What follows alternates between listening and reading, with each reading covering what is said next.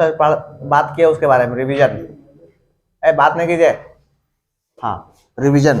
पहला पॉइंट है कि सर आपको बता चुके हैं कि डायरेक्शन एंगल किसको बोलते हैं, डायरेक्शन एंगल किसे कहते हैं।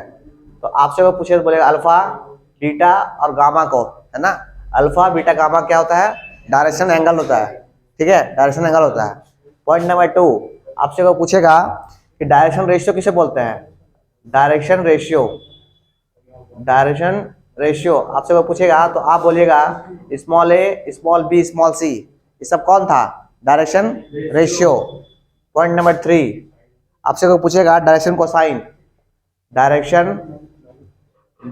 कोसाइन, है ना। तो आपसे वो पूछेगा तो आप क्या बोलेगा, कॉस अल्फा, है ना, cos beta and cos gamma, ये क्या है, डायरेक्शन कोसाइन, है ना। और इसी को हम बोले थे कि प्यार से एल बोलेंगे, इसी को एम बोलेंगे और इसी को एन बोलेंगे, ये बात कहते हैं। अच्छा, तीनों के बीच एक रिलेशन निकाले थे, रिलेशन संबंध, L square M square N square equal to 1, ये रिलेशन था किसके बीच में, डायरेक्शन कोसाइन के बीच में, है ना। Cos alpha cos beta cos gamma, direction cosine, है ना। इसको एल बोले थे, इसको एम बोले थे, इसको एन बोले थे, ठीक है। आपको अगर कोई बोले फाइंड डायरेक्शन कोसाइन, तो कॉस अल्फा निकालना है, आपको कॉस बीटा निकालना है और कॉस गामा निकालना है। कैसे निकालना है छोड़ दीजिए आप, वो हम सिखा देंगे, पर आपको निकालना है क्या बता दीजिए पहले बात, cos alpha cos beta cos gamma, ठीक है। इसी को एल, इसी को एम, इसी को एन, तीनों के बीच रिलेशन होता है 1, ठीक है। पॉइंट नंबर 4, अगर कोई वेक्टर जो है, अगर कोई वेक्टर है, मान लेते, ध्यान दिए, मान ले कोई वेक्टर ए है, ए कोई वेक्टर है, ये लिखा हुआ ऐसे है, ये लिखा हुआ ऐसे है, ऐसे लिखा हुआ है a1i plus a2j plus a3k, अगर कोई वेक्टर ऐसे लिखा हुआ है तो आपको अपने आप पता होना चाहिए कि a1 a2 और a3 कौन है, this is direction ratio, this is direction ratio, a1 a2 a3 कौन है, डायरेक्शन रेशियो। अगर कोई बच्चा चल के आगे चल के उसको ए वेक्टर को अगर डिवाइड कर दिया इट्स मैग्नीट्यूड से, है ना, तो आपको जो आने वाला है दिस इज यूनिट वेक्टर क्या बोले, ए वेक्टर को अगर इसका मैग्नीट्यूड से, magnitude this square under root में निकालते हैं, मैग्नीट्यूड सिखाया था आपको हम, अगर उसे डिवाइड कर देंगे तो जो आएगा उसको बोलते हैं यूनिट वेक्टर। और इसको डिवाइड करने को आना चाहिए, इसको लिखिएगा a1 bye its magnitude, a1 bye its magnitude कितना होगा, अंडर रूट ऑफ, को बताएगा कितना होगा, a1 square a2 square plus a3 square और आई कैप, है ना, और प्लस a2 टाइम्स, प्लस कितना sir, a2 times under root of कितना, a square plus a1 square plus a2 square अब plus a3 square J cap, अब plus में कितना, प्लस में a3 टाइम्स। अरे हम क्या कर रहे हैं, हर आदमी को डिवाइड कर रहे हैं इस मैग्नीट्यूड से, अरे हर एक आदमी को डिवाइड कर रहे हैं इसका मैग्नीट्यूड से, इसका मैग्नीट्यूड क्या है, इसका मैग्नीट्यूड अगर आपसे को पूछे इसका मैग्नीट्यूड, तो आप बोलिएगा अंडर रूट ऑफ a1 का स्क्वायर प्लस a2 का स्क्वायर अब प्लस a3 का स्क्वायर, ठीक है। मतलब आप देखिए जो मैग्नीट्यूड डिवाइड कर, या देख भाई ए वेक्टर है, ए वेक्टर में ये है, ठीक है, इसको डिवाइड करना मैग्नीट्यूड से, तो मैग्नीट्यूड डिवाइड ये भी होगा, वही कर रहे हैं, मैग्नीट्यूड डिवाइड इसको भी किए और a3 को भी कर रहे हैं, और a3 को भी कर रहे हैं, a3 upon under root of कितना, अब जगह नहीं, मजा नहीं आ रहा, ऐसा पर लिखो तो पहले, वो मजा नहीं आ रहा लिखने में, डिवाइड कर दिए किसे, under root of its magnitude, इसको लिख सकते हैं, अगर इसको ऐसा लिखे समझ में आ गया सबको, समेशन ऑफ a1 का स्क्वायर आई कैप, अरे a1 को a1 plus a2 plus a3 पता है, नहीं पढ़ाई नहीं किया, a1 का स्क्वायर प्लस a2 का स्क्वायर प्लस a3 का square I cap plus a2 times under root of magnitude कितना, a1 का स्क्वायर, ये जो निकालने वाले हैं दिस इज कम्स a का कैप, है ना, यूनिट वेक्टर कितना, a2 अपॉन कितना, a2 का स्क्वायर प्लस a3 का स्क्वायर ना, जे कैप, अब प्लस A3 टाइम्स अपॉन कितना, अंडर रूट ऑफ, आप देख रहे हैं ना कि वेक्टर को मैग्नीट्यूड डिवाइड कर रहे हैं तो क्या आने वाला है, उस कहाँ जा रहा है, ये A1 का स्क्वायर प्लस A2 का स्क्वायर अब प्लस A3 का स्क्वायर, A3 का स्क्वायर, ये हो गया K कैप।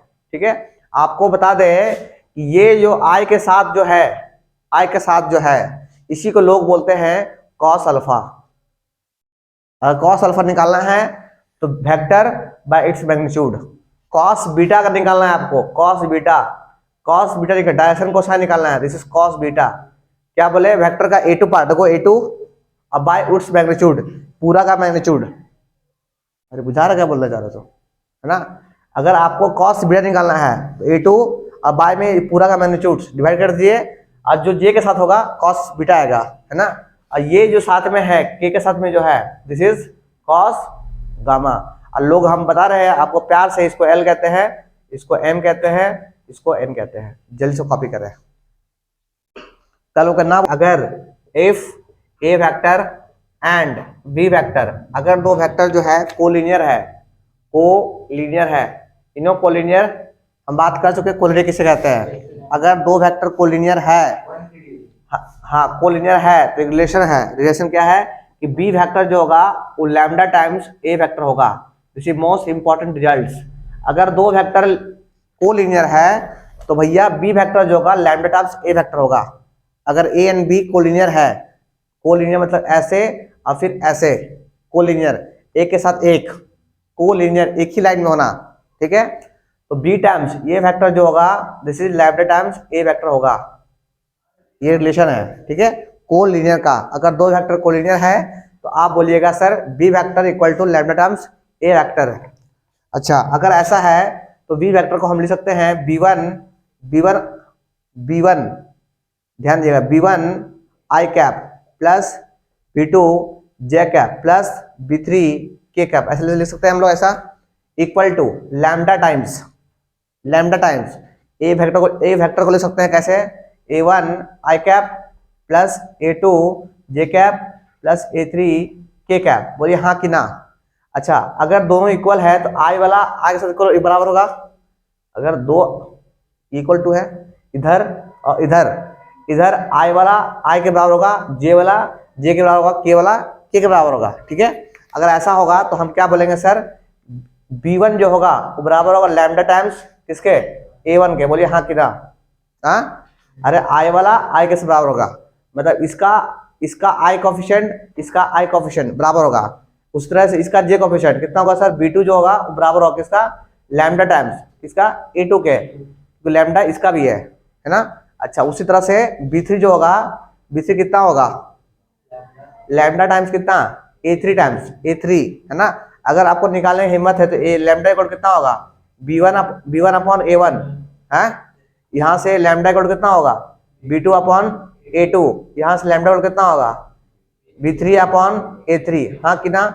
इसलिए कहते लोग है कि लैम्डा इक्वल टू जो होगा वो होगा B1 upon B2 equal to B1 upon A2 A1, B2 upon A2 equal to B3 upon A3। मतलब क्या बोलना चाह रहे हैं, मतलब बोलना चाह रहे हैं अगर दो वेक्टर कोलिनियर है, उसका कोफिशिएंट देख रहे हैं, I का रेशियो, J का रेशियो और K का रेशियो हमेशा प्रोपोर्शन में होगा, समझे। अगर दो वेक्टर कोलिनियर है तो इसका I वाला का रेशियो, इसका J वाला रेशियो और K का रेशियो हमेशा बराबर होता है, ऑलवेज बराबर। वो कोई कांस्टेंट होगा, लैम्डा होता है कोई कांस्टेंट, 1 2 3 4 कुछ भी हो सकता है, लैम्डा होता कोई कांस्टेंट के बराबर होगा। आया समझ में, लिख लीजिए लिसा रिलेशन। 6 हो गया ना, 6 नंबर है ना। ट्रायंगल लॉ के बारे में क्या बात करते हम लोग, ट्रायंगल लॉ के बारे में। कोई ट्रायंगल है ना, कोई ट्रायंगल ये मान ले A है, ये B है, ये C है ना। इसको बोलते हैं A वेक्टर। अरे ऐसे मत बोलो यार, रोएगा कोई बच्चा। इसको A बोलो, इसको B बोलो, इसको C बोलो। देखो खास बात सिखा रहे हैं यहाँ पे, बहुत ही इंटरेस्टिंग चीज, उस दिन मिसिंग बता नहीं पाए आपको। ये A वेक्टर है, ठीक है, ये B वेक्टर है, उधर मुंह कर जा रहा है, B वेक्टर है, और दोनों का सम ये है ना। इसका मुंह ऐसे है, अरे ये ऐसे, ये ऐसे, ये ऐसे, है ना, ए वेक्टर प्लस बी वेक्टर, ए प्लस बी वेक्टर है ना। अच्छा, ए प्लस बी वेक्टर। अच्छा, अगर कोई पूछे कि सर इस ट्रायंगल का एंगल कौन सा है, ये एंगल है, बोलो हाँ कि ना, हाँ कि ना। इस ट्रायंगल का एंगल कौन है, ये थीटा है, ठीक है। पर अगर आपसे कोई पूछे कि सर दो वेक्टर के बीच का एंगल कौन है, दो नहीं है, हाँ दोनों जो है ना भागते हुए होना चाहिए। अगर आपसे पूछे कि भैया दो वेक्टर के बीच एंगल कौन है, तो एंगल ये आपका है, ये आपका एंगल है। अगर इसको हम लोग क्या बोलते हैं, नहीं अल्फा कंसिडर कर जाएगा, इसको ना फाइव बोलते हैं, फाइव बोलते हैं, फाइव एंगल है। तो हम बोलेंगे कि फाइव इज एंगल बिटवीन किसके किसके। अच्छा, इसको आगे बढ़ा दिए, पता ना, आगे बढ़ा दिए तो ये वेक्टर ए ही वेक्टर है, आगे भाग बढ़ा, नहीं आगे बढ़ा है, वो उल्टा फिर गया है। अरे डायरेक्शन वही था ना उसका, डायरेक्शन बस आगे बढ़ गया। अरे free vector, parallel free vector, एक होता है फ्री वेक्टर, एक होता है लोकलाइज्ड वेक्टर, ठीक है। इसको बोले भैया तुम आगे बढ़ जाओ, आगे बढ़ गया तो five is angle between A vector and B vector. So don't be confuse कि सर ये एंगल है दोनों के बीच का। अगर आपको एंगल निकालने बोलता है वेक्टर के बीच में, तो दोनों वेक्टर भागते होना चाहिए, उधर भाग रहा है इधर भाग रहा है ना, एरो ऐसे, तब एंगल ये होगा आपका, ठीक है। अच्छा, और क्या, अच्छा हाँ इंपॉर्टेंट बात ट्रायंगल में क्या था हम लोग का कि sir A B vector plus B C vector ये बराबर होगा ए सी वेक्टर के, हाँ कि ना।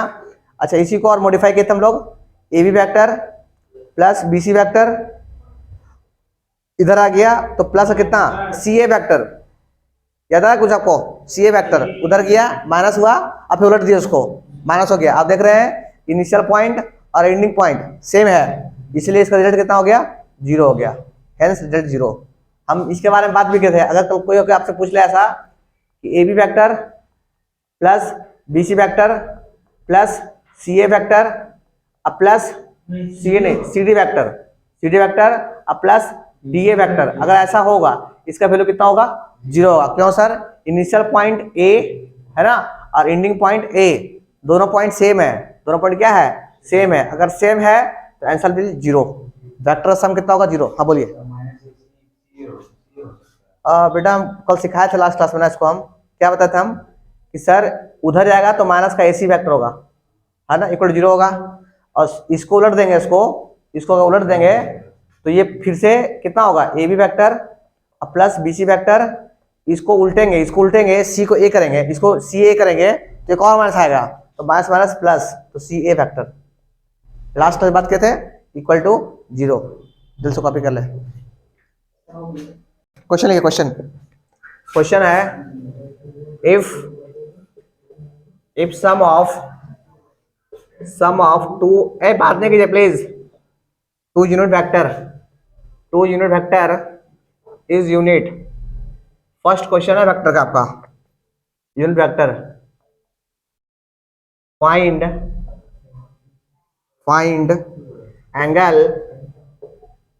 Angle between them and magnitude their difference।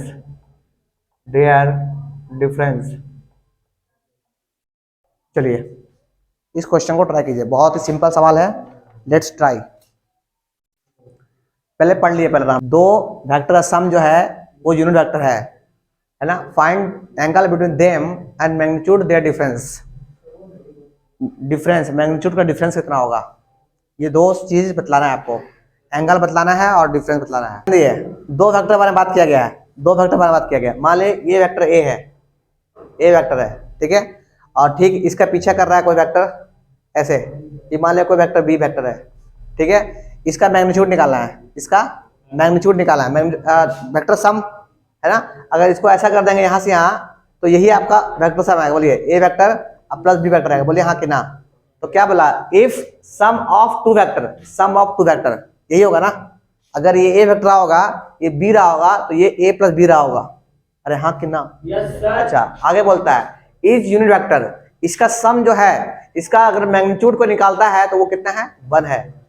आप सोचिए आराम सोचिए, बोलता है इसका मैग्नीट्यूड का सम, देखो ना, if sum of two unit vector, दो यूनिट वेक्टर है, यूनिट वेक्टर समझते हैं, यूनिट वेक्टर मतलब इसका मैग्नीट्यूड निकाला होगा तो बनाया होगा इस, अब हो जाएगा सर, होगी तो नहीं पता पड़ता।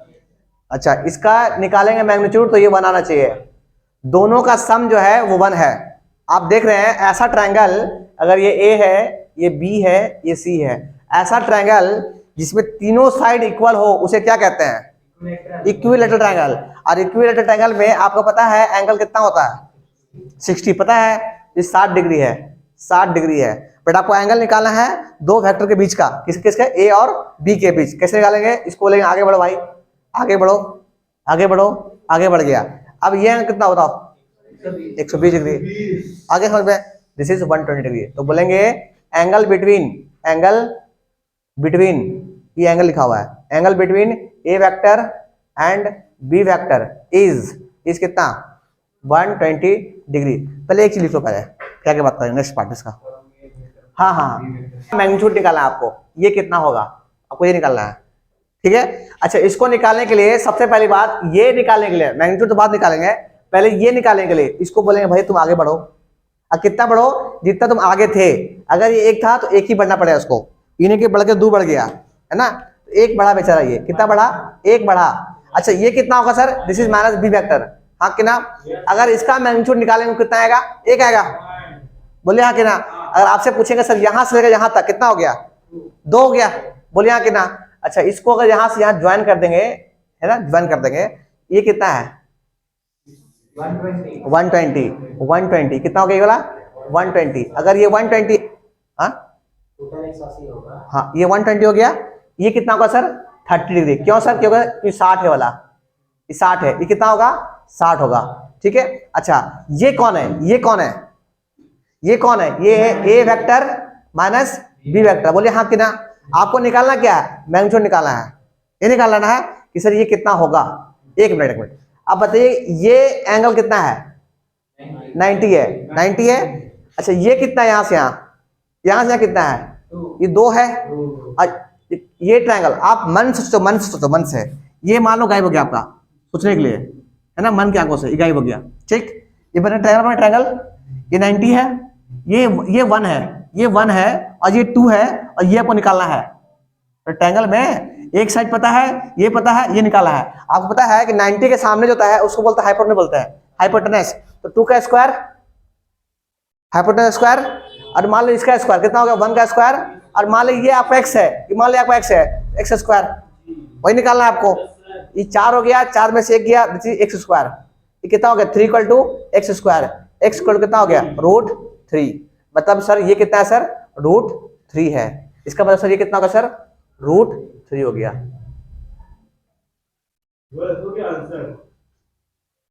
अरे मैग्नीट्यूड मतलब होता है लेंथ, इसका लेंथ कितना है 100, समझे? जल्दी कॉपी करें। आज नया टॉपिक मत चालू कीजिए sir. Parallelogram, parallelogram law of addition, addition, parallelogram law of addition क्या कहलाता है? इसके बाद लिखिए, पहले लिखिए इफ, लिख लिए पहले, इफ एडजेसेंट, एडजेसेंट हिंदी बोलते हैं बगल वाला, है ना, बगल वाली नहीं। If adjacent side of A of parallelogram, a parallelogram are represented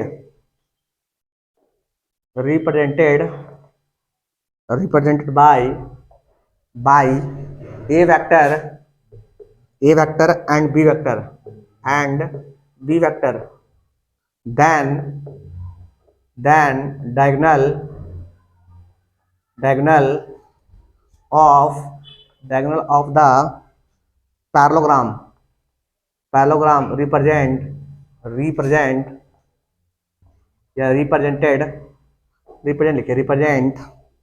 their vector sum। ये क्या कहता है? Just explain. If addition side of a parallelogram are represented by a vector, then diagonals of parallelogram represent their vector sum। समझिए क्या कहता है? जैसे कोई वेक्टर है, ए वेक्टर है ना, एडजेसेंट मतलब इसके बगल का, ये बगल का, ये कोई बी वेक्टर है, ठीक है, बी वेक्टर है। अगर ये बी वेक्टर है, पैरेललोग्राम है, तो सर ये भी बी वेक्टर होगा, बोले हाँ कि ना, बी वेक्टर होगा, है ना। इसका मतलब सर ये भी ए वेक्टर होगा सर, है ना, क्योंकि पैरेललोग्राम के बारे में बात कर रहा है, दिस इज ए वेक्टर। सबसे पहले बोला गया है इफ एडजेसेंट साइड मतलब बगल का साइड, है ना, of a parallelogram represented by a vector and B vector, a vector and B vector, है ना, बगल साइड अगर दिखाते हैं, then diagonals of a parallelogram, अगर डायगोनल जो होगा, ये डायगोनल जो होगा, जो भी होगा, है ना, वो क्या देगा, diagonals of parallelogram represent their vector sum, दोनों का वेक्टर सम होगा ये वाला, है ना। अगर हम बात करें ये ए वेक्टर है, ये बी वेक्टर है, तो ट्रायंगल लॉ से ये होगा ए वेक्टर प्लस का बी वेक्टर, बोलिए हाँ कि ना, हाँ, समझ आएगा। अच्छा, आपसे पूछेंगे ना, मजाक में आपसे पूछ देंगे सर ये कितना होगा, हाँ, ए वेक्टर माइनस बी वेक्टर हुआ कैसे, ये जो है ना, ये मान लो कि ये ए है, ये बी है, ये सी है, ये डी है। वो बच्चा बहुत अच्छा बोला कि सर ए सी जो है वो होगा ए वेक्टर प्लस का b vector according to triangle law of addition. अभी बात किए, ये ए वेक्टर है, ये बी वेक्टर है, तो ये जो होगा इसका मुंह ऐसे होगा कुछ, है ना, तो ये जो होगा ए वेक्टर बी वेक्टर होगा। सर आपसे पूछ रहे कि सर बी डी वेक्टर कितना होगा, सर बी डी वेक्टर कितना होगा, ए सी वेक्टर छोड़ के लिख के मत छोड़ दिएगा, ए सी वेक्टर है वो, है ना। आपसे पूछेंगे बी डी वेक्टर कितना होगा, बात को, है ना, बी डी वेक्टर कितना होगा, वो अच्छा बोला बेचारा, कितना होगा सर, ए वेक्टर माइनस बी वेक्टर, पर यकीन नहीं, उसको भी नहीं पता कैसे आया सो, यकीन नहीं, उसको नहीं पता कि आया कैसे सो, कि सही बोला कि ये जो वेक्टर होगा वो ए वेक्टर माइनस बी वेक्टर होगा, ठीक है, आया कैसे ध्यान दिए। ये बी वेक्टर है, इसको आगे बढ़ा दिए, ऐसे बढ़ा दिए, कितना हो गया, माइनस बी वेक्टर, बोलिए हाँ कि ना, इसको यहाँ से यहाँ मिला दिए, ऐसे इसको यहाँ से मिला दिए इसको यहाँ से, तो ये कितना हो गया सर, ये ए वेक्टर और ये ऐसे जा रहा है, तो ए वेक्टर इधर जा रहा है, ये होगा a vector minus B vector, बोलिए हाँ कि ना। इसी को उठा के यहाँ ले आए, इसी तो बोलते हैं फ्री वेक्टर, उठा के मूव कर दिया वहां से, इसको उठा के, अगर दिख नहीं रहा हो सही से, उसको उठा के यहाँ ले आए, है ना, इसीलिए कहते हैं कि ये ए वेक्टर माइनस बी वेक्टर आया समझ में। ए वेक्टर ये वाला है, सीढ़ी है, जल्द से कॉपी कर लीजिए। क्वेश्चन लिखिए, इफ 3 पॉइंट्स, बात नहीं, if 3 points having PB position vector दिया हुआ 1, ए, बी, सेकेंड है आपका ए, 2, बी, एंड थर्ड है आपका ए, बी, 3, कहता है आर कोलिनियर, ये तीन vector a vector b vector c vector ये कोलिनियर है। अगर कोलिनियर है देन आप बता दिए कि ए प्लस बी कितना होगा। चलिए पोजीशन वेक्टर, अच्छा वो भी बताते हैं। देखिए हम सिखाए थे, ध्यान दिए, वो बच्चा पूछा पोजीशन वेक्टर क्या है। ये कोई वेक्टर है मान ले, है ना, ये मान ले ए है, ये बी है, ठीक है, ओरिजिन से जो इसको मिलाते हैं ना, इसको बोलते हैं ए वेक्टर, ये पोजीशन वेक्टर है। इसका पोजीशन वेक्टर ये है, इसका पोजीशन वेक्टर ये है, बी वेक्टर। इस वेक्टर का ये है पोजीशन और ये पोजीशन, मतलब ये जो है ओरिजिन से कितना दूरी पे है, ये बी जो है ओरिजिन से कितना दूरी पे है, दैट इज पोजीशन वेक्टर। आया समझ में? जल्दी से ड्रॉ कीजिए। ये कुछ देर के लिए इसको ए बोल दे, इसको बी बोल दे, सी बोलते हैं, तो दिक्कत। कहता है कि सर सिंस ये कोलिनियर है, इसका मतलब सर ए बी वेक्टर जो होगा वो बराबर होगा lambda times B C vector. बोलिए हाँ कि ना, होगा ना। अरे अभी बता देना collinear condition, A B vector बराबर lambda times B C vector. A B vector निकालने आपको आता है, कैसे निकालते हैं, ए बी निकालने का आता है, दिस माइनस दिस, है ना, तो कितना होगा ए माइनस 1